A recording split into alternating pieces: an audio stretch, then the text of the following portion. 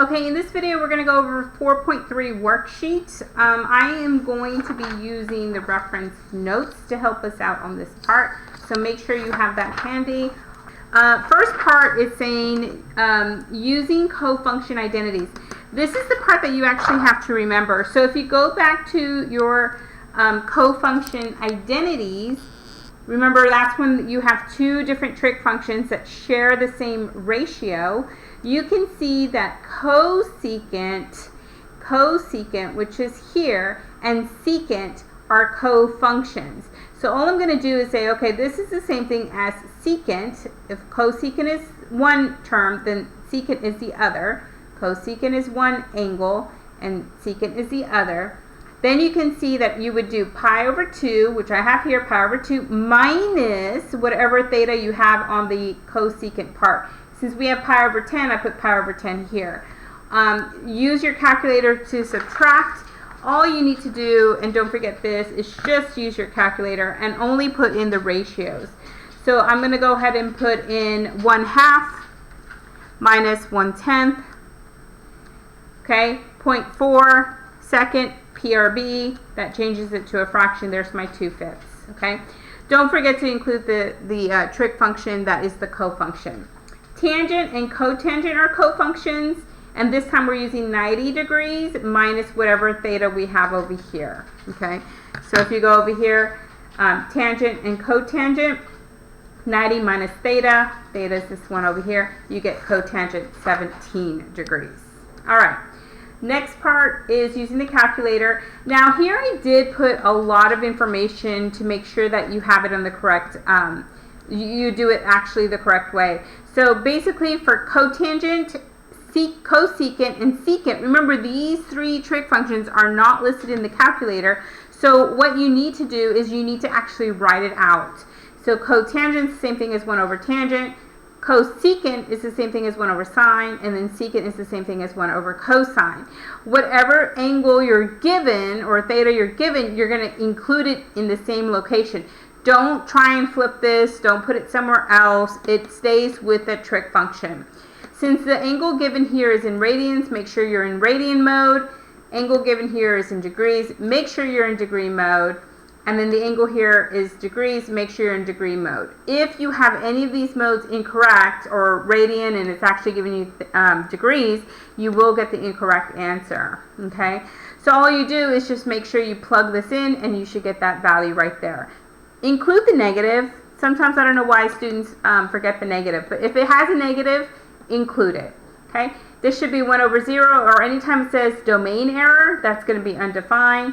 And then of course here, if we were rounding to nearest hundredths, make sure it's 2 decimal places. Okay, next part.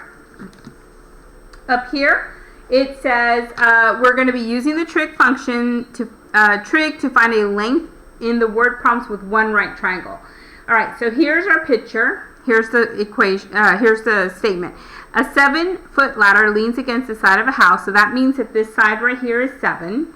How far from the bottom of the ladder to the side of the house with an angle of elevation of 69? So here's the value that we're looking for, this x, and you have a degrees of 69. So make sure you're in degree mode. Okay, that's the first thing you want to make sure. Then we're going to say, well, if we are looking for the adjacent and we're given the hypotenuse, which trig function should we use? Well, x over r, or h, is going to be your cosine. So you want to use cosine. All I'm going to do here is plug in the values. This is going to be cosine of 69 degrees, since that's the angle we're referring to, x divided by h, or hypotenuse, which is 7 feet. In order to solve for x, we need to multiply both sides by 7 feet, and the 7 feet will cancel. Okay, so x is going to be equal to 7 feet times cosine of 69 degrees. If you're in degree mode, you'll get the correct answer. If you're in radian mode and don't put your degree sign, you're going to get the incorrect answer. So just plug that into the calculator and you should be okay, as long as you're in the correct mode. Second question says a kite is in the air, has a 69-foot long string attached to it. So this side here, 69. The angle of elevation of the kite is 49 degrees. So here it's giving you the picture already. Find the height of the kite, round your answer to the nearest tenth. So what we're looking for is this distance. So which trig function should we use? Well, we are looking for the opposite and we have the hypotenuse. So we're going to use sine. Sine of theta is opposite over hypotenuse.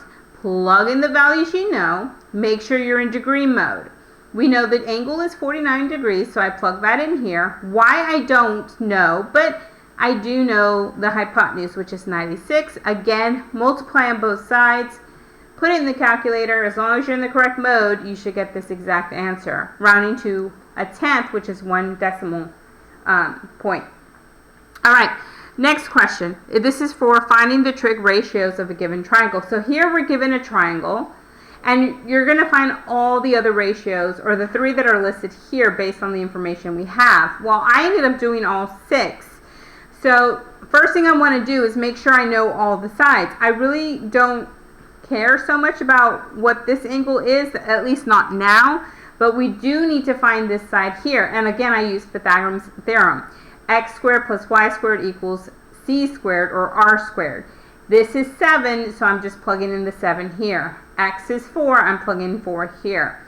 So 4 squared is 16, 7 squared is 79, move the 16 over, you get y squared is equal to 33. So y is going to be plus or minus the square root of 33, but for right triangles we always use a positive value, okay, especially since it's not specifically in a certain quadrant, okay.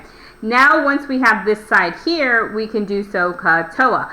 Sine, opposite over hypotenuse. Opposite is going to be square root of 33 divided by hypotenuse, which is 7. Cosine is adjacent over hypotenuse. Adjacent to this angle here is 4 over 7. Tangent is opposite over adjacent. Opposite is square root of 33. Adjacent is going to be your 4. Okay. When I do this SC, you're going to just flip it. So instead of having square root of 33 over 7, now I have 7 over the square root of 33, and then I rationalize it, which will gives me this value. CS, I flip it. So instead of having 4 sevenths, I have 7 fourths. For tangent, again, I just flip it and then rationalize your denominator.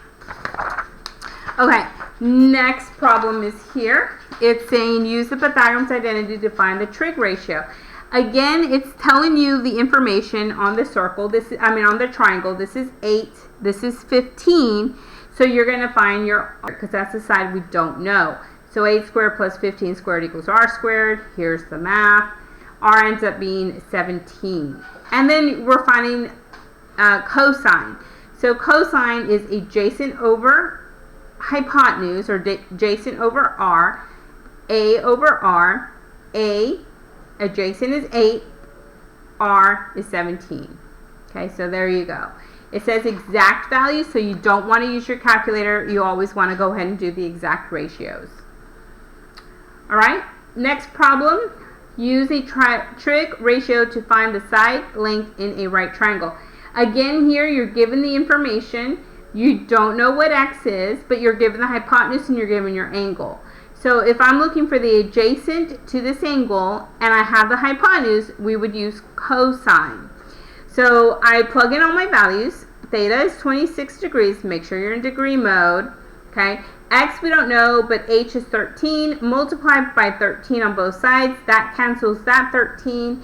And then I get x is equal to 13 cosine 26 degrees. As long as you're in the correct mode, you should get the exact answer. Okay. Next part, just plug it into the calculator. This is these trig functions are given on your calculator. Just make sure you're in the correct mode. We're using degrees here.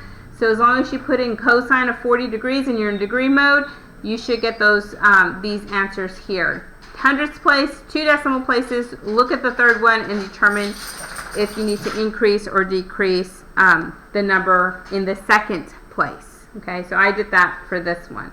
This shouldn't be too difficult either. Okay.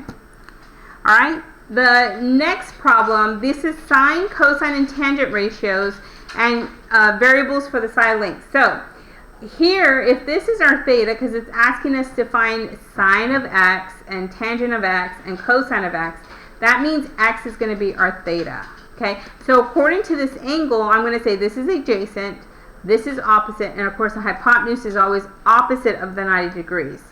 So here, because we are not given numbers, we're only given letters, we're going to be using that. Opposite over hypotenuse, well, opposite is E, hypotenuse is D. Cosine, adjacent over hypotenuse, so F over D. Tangent, opposite over adjacent, opposite is E, adjacent is F. So we have our variables there. Okay, here's the last problem. Again, it's saying here's a right triangle, here are all your numbers, find tangent, sine, and cosine of B. So we're looking for this angle, so we're going to label everything according to this angle. Opposite is right here, 12. Adjacent to this angle would be 5. And the hypotenuse is always opposite of the 90 degrees, so it's going to be 13. Okay?